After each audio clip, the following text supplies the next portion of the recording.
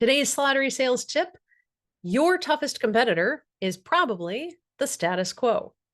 And the status quo is probably being really irrationally defended. So, in complex enterprise B2B sales, you might expect all the players to act rationally. I've seen many sellers enter complex sales expecting that the strongest case, rationally and logically, will win the day. So they believe that as long as they make the best case for their solution over their competitors, then they will win. Naturally, this leads to a lot of sale killing behavior like showing, telling, declaring, announcing, persuading, and explaining. And of course, the sale then ends up at Wimp Junction, and that's when they call us. But here's the thing: sales are completed by individual human beings on both sides, the seller's side and the prospect side. Humans have strong rational motives to act in their own self-interest. They have families to support and careers to protect. And it's very possible that trying something new and failing could sabotage everything they've worked for.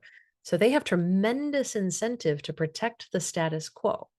It doesn't make them bad people, but it does make them your natural opponents in your quest to drive something new into their organization. Remember, as a seller, you are an agent of change.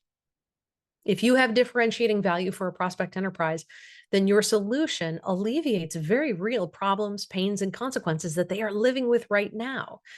Your differentiating value may help your prospects carry out their mission objectives, hold their position in the marketplace against competitors, or retain and hire great talent. Your differentiating value makes your prospect better off than they would be without your solution. But just because it would be good for the enterprise doesn't mean you'll be welcomed with open arms. Not all players in the cast of characters will be excited for the change because your presence is a threat to the status quo. So one of your jobs as a seller is to figure out how your prospect enterprise will reconcile the differences between those who want to protect the status quo and those who want what's best for the enterprise. Because that process and how you influence it is the difference between losing the sale at Wimp Junction and a successful win.